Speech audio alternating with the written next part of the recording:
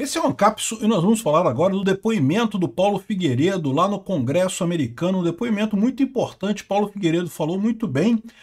Tem a transcrição toda, tem o vídeo todo dele aqui no site da Metrópolis e também tem no canal dele, né? É que o canal do Paulo Figueiredo, eu não sei se está disponível para todo mundo aqui no Brasil. De qualquer forma, você consegue ver o depoimento dele no Congresso americano e, cara, muito bem, ele falou muito bem. Um ponto que chama atenção é que ele justamente chama o Alexandre de Moraes de o ditador do Brasil, né? Ele conta o caso dele, como ele é perseguido pelo Alexandre de Moraes e como se tornou isso um caso comum. Várias pessoas no Brasil são perseguidas por Alexandre de Moraes em várias situações, né? Então vamos falar sobre isso. Eu vou tocar um pouquinho do vídeo aqui para vocês ouvirem. Não vou tocar o vídeo todo porque ele está disponível na internet. Você pode ouvir ele todo aí com as legendas em português aqui, no caso, no site lá do Metrópolis. Mas realmente o recado é muito importante. Nós vamos interpretar o que isso significa. O que isso pode mudar em relação ao que está acontecendo, né?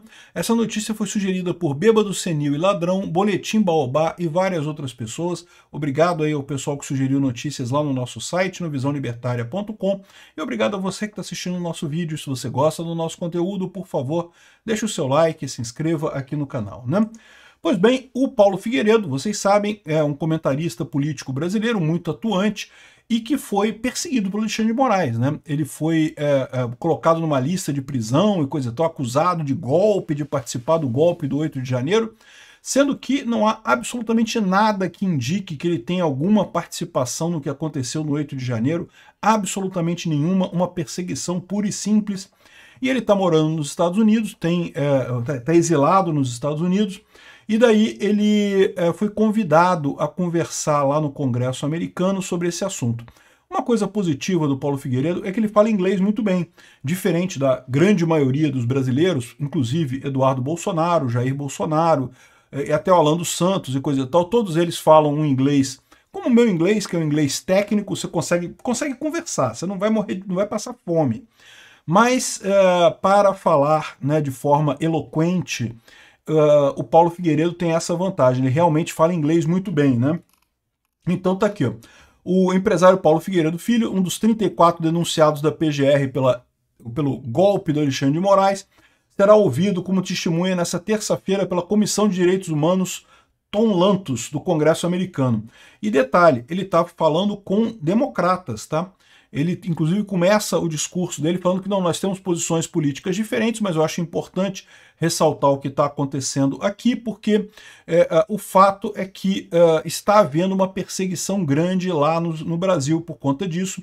E então essa comissão tem democratas no momento ouvindo as pessoas. Isso é muito importante porque é lógico que, embora os republicanos sejam a maioria no Congresso nesse momento, qualquer ação do Trump tem mais força se tiver apoio bipartidário, como eles chamam lá, né? Apoio de ambos os partidos, tanto os democratas quanto os republicanos, né?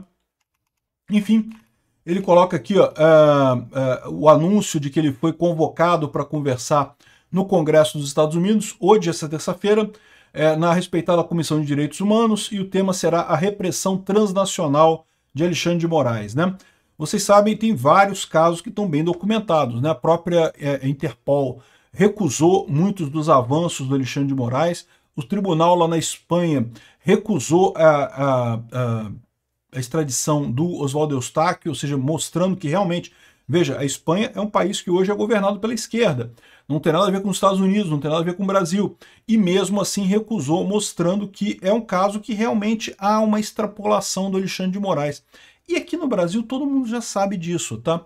É que existe no Brasil uma espécie de tentativa de evitar que Bolsonaro cresça. Por algum motivo, os políticos tradicionais brasileiros estão todos preocupados com a existência de dissidência. Outras coisas que as pessoas possam querer. Não pode, tem que querer só o feijãozinho de arroz, ali, feijãozinho com arroz ali de PT e PSDB, não pode querer coisa diferente, né? Eu vou tocar um trechozinho do que o Paulo Figueiredo falou aqui e vou depois comentar sobre a importância do que ele falou, tá? Well, thank you, Chairman McGovern, for your leadership on transnational repression. While we disagree on some policies, as democracy should, I appreciate your commitment to this critical issue. My first encounter with transnational repression began in 2019, when Brazilian authorities decreed my preventive arrest in a highly politicized case involving President Trump. Though I was already legally living in the United States, Brazil placed me on Interpol's Red Notice list, triggering the cancellation of my journalist visa. ICE agents took me in handcuffs to Chrome Detention Center in Florida for 17 days in a case later terminated by Brazil itself. I spent over $1 million on legal fees and endured years of immigration court battles. In 2022, Supreme Court Justice Alexandre de Moraes, Brazil's current dictator masquerading as a judge, targeted me again for reporting inconvenient truths. He froze all my Brazilian assets, blocked my social media, canceled my passport, and condemned me to exile. When legal channels proved insufficient, he used back channels to have the United States FBI call me, attempting to coerce my testimony. House Judiciary Committee Chair Jim Jordan questioned this unprecedented violation in a letter to the FBI Director Christopher Wray on May 21, 2024, a letter never answered. Today, Moraes publicly insults me from Brazil's highest court, calling me a pseudo-journalist and a fugitive, though I've lived openly in Florida for 10 years. He claims there is a secret arrest warrant against me, and I cannot defend myself because I have not been formally charged, and that I don't even know if I've been placed on Interpol's list again. Eu não vou tocar todo o vídeo dele aqui, porque o vídeo dele é longo, tem 8 minutos, e eu vou deixar o link na descrição se você quiser ouvir o vídeo inteiro dele, tá tudo lá ele falando sobre isso.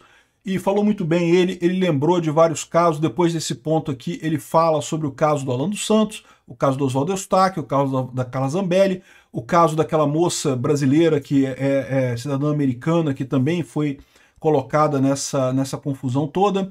Ou seja, ele fala que se trata de uma perseguição sistemática. E isso é uma coisa importante justamente porque é um comitê democrata. E olha só, muita gente pode achar que mas os democratas não vão querer fazer nada porque os democratas são de esquerda, apoiam o Lula e coisa e tal. E não é bem assim. Porque o caso do Alexandre de Moraes é tão explícito o erro que ele está fazendo, é tão óbvia a perseguição que ele está fazendo, que qualquer pessoa isenta, mesmo que se olhar para a coisa de forma isenta, sabe que o Alexandre de Moraes está errado, que ele está fazendo perseguição. É óbvio que ele está fazendo perseguição, né? Por exemplo, um dos exemplos que ele citou foi o caso da conversa dos juízes auxiliares do Alexandre de Moraes, que em determinado momento falaram sobre mandar um capanga da Polícia Federal nos Estados Unidos para prender o Alan dos Santos, botar num avião e trazer para o Brasil, né? Eu não preciso dizer para vocês que isso é absurdo de dois aspectos. Primeiro, é absurdo porque isso violaria a lei americana, seria um sequestro, né? Simplesmente está mandando um capanga sequestrar alguém lá nos Estados Unidos, né? Mas mais do que isso, revela a ânsia do ditador, né? O que eu falo, o que eu aponto, né? Que, de novo, vazou aquele caso que o Mauro Cid diz que o Alexandre de Moraes está movido pelo ódio, ele se sente pessoalmente atingido pelo bolsonarismo e com isso ele tem ódio do Bolsonaro e das pessoas próximas dele. E isso é uma coisa que faz sentido nesse caso, porque o Alan dos Santos, assim, que mal o Alan dos Santos pode fazer agora, né? Não tem nada que ele possa fazer de crítico e coisa e tal, e o Alexandre de Moraes continua insistindo em querer perseguir o cara, querer punir o cara, uma coisa realmente doentia, uma situação que não é normal isso. Né? Mesmo juízes durões no Brasil estão acostumados que determinada vez o cara fugiu, pô, paciência, fazer o quê? Né? O cara tá lá no exterior. E outra coisa importante, lembra que a extradição do Alan dos Santos foi determinada ainda no governo Biden, tá? Antes do Trump tomar posse. Ou seja, não dá nem para dizer que é um caso de que, não, porque o Trump operou para não extraditarem o Alan dos Santos. Não, era no governo Biden, né? É que nos Estados Unidos, exatamente, na verdade, para qualquer pessoa que seja isenta. Porque lembra, lá na Espanha também, o caso da extradição do Oswaldo Eustáquio acabou, morreu, não vai ser mais discutido, não tem mais recurso, acabou, não vai ser extraditado. Porque tanto no caso do Alan dos Santos quanto no caso do Oswaldo Eustáquio, o pessoal olha para as alegações do Alexandre de Moraes, não, essas pessoas são perigosíssimas, porque são golpistas, estão querendo fazer um golpe no Brasil. Tá, mas o que elas fizeram de verdade? Não, elas tuitaram coisas terríveis, fizeram vídeos muito ruins criticando o governo.